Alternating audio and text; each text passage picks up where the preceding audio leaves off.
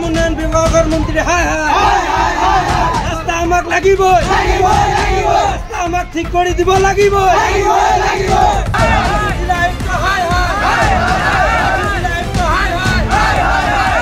হয় আপোনালোকে চাই আছে আমাৰ হাতীদুৰা মহাবিদ্যালয় জন্মলগ্নৰ পৰা এই ৰাস্তাখন বহুত মানে বেয়া হৈ আছে।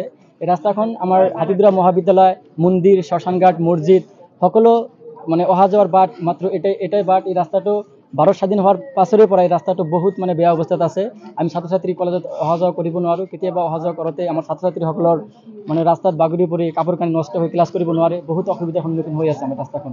মই অসম চৰকাৰ আৰু গ্ৰাম উন্নয়ন মন্ত্ৰী ৰঞ্জিত দাক ইহঁতক মই অনুৰোধ জনাম যাতে ৰাস্তাখন সোনকালে মেৰামতি কৰি আমাৰ ছাত্ৰ ছাত্ৰীৰ সমস্যাখিনি দূৰ কৰে। হয় চাওক, আপোনালোকে দেখিছে আজি হাতীদুৰা মহাবিদ্যালয়ৰ ছাত্ৰ ছাত্ৰীসকলে আজি ওলাই আহিছে, এখন ধৰ্ণা কাৰ্যসূচী লৈছে। কিয়নো আপোনালোকে দেখা পাইছে যে হাতীদুৰা মহাবিদ্যালয়ৰ খুব ওচৰে এখন ৰাস্তা আছে। এই ৰাস্তাৰ একেবাৰে দুৰৱস্থা। আজি দীৰ্ঘদিন ধৰি এই ৰাস্তাখনৰ দুৰৱস্থাত এই অঞ্চলৰ ৰাইজে ভুগি আছে। লগতে আপোনালোকে দেখা পাইছে যে এই ৰাস্তাখনৰ খুব কম দূৰত 50-ৰ পৰা 100 মিটাৰ দূৰত্বত আমাৰ ব্লক অফিচ আছে, লগতে পঞ্চায়ত অফিচ আছে, আৰু লগতে আমাৰ এইখনৰ যিখিনি আমাৰ হাতীদুৰা বজাৰ, এই বজাৰত দৈনন্দিন মিনিমাম 4,000 পৰা 5,000 মানুহ এই ৰাস্তা দি যোৱা অহা কৰিব লগা হয়।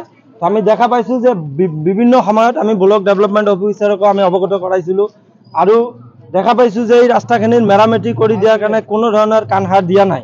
তো আজি ছাত্ৰ ছাত্ৰীৰ লগতে আমি অঞ্চলবাসী ৰাইজে ওলাই আহিছোঁ আৰু আমি প্ৰতিবাদ কৰিছোঁ আমি যাতে এই ৰাস্তাখিনি যাতে অতি কম সময়ৰ ভিতৰত এই ৰাস্তাখনৰ মেৰামতি কৰি দিয়ে, এইখিনি আমি অসম চৰকাৰক আহ্বান জনাইছোঁ।